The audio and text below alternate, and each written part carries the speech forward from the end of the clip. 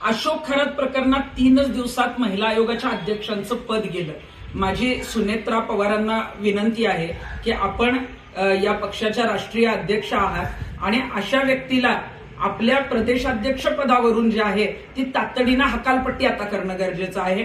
अशोक खरात याचे जे संबंध आहेत ते अनेक मंत्र्यांशी अनेक राजकारण्यांशी आहेत, त्यामुळे अनेकांचं पितळ उघडं होऊ शकतं, अनेकांचे जे आहेत त्याच्याशी संबंध जे आहेत ते पुढे येऊ शकतात। म्हणून कदाचित जे आहे ते अशोक खरातला संपवण्याचा डाव पण होऊ शकतो। काल काही पीडितांचा फोन मला नाशिकमधून आलेला होता आणि त्यांनी सांगितलं की 24 तारखेपर्यंत जी आहे ती पोलीस कस्टडी अशोक खरातला मिळालेली आहे, पण 24 तारखेला त्याला कोर्टात नेत असताना झटापटीत मारलं गेलं अशा पद्धतीचा जो आहे तो एन्काउंटर अशोक खरातचा होऊ शकतो आणि हे प्रकरण पूर्णपणे बंद करण्याचा जो आहे तो डाव आहे। त्यामुळं मला मुख्यमंत्र्यांना सांगायचं की अशोक खरातने इतकं काम केलेलं आहे, इतके लैंगिक शोषण केले की त्याला जे आहे ते असं तातडीनं संपवून चालणार नाही। त्याला प्रत्येक दिवस जो आहे ती सजा मिळाली पाहिजे आणि म्हणूनच अशा पद्धतीनं जर अशोक खरातला मारायचा डाव असेल तर मात्र तो उधळून लावला पाहिजे आणि मुख्यमंत्र्यांनी याच्यामध्ये लक्ष घालणं गरजेचं आहे।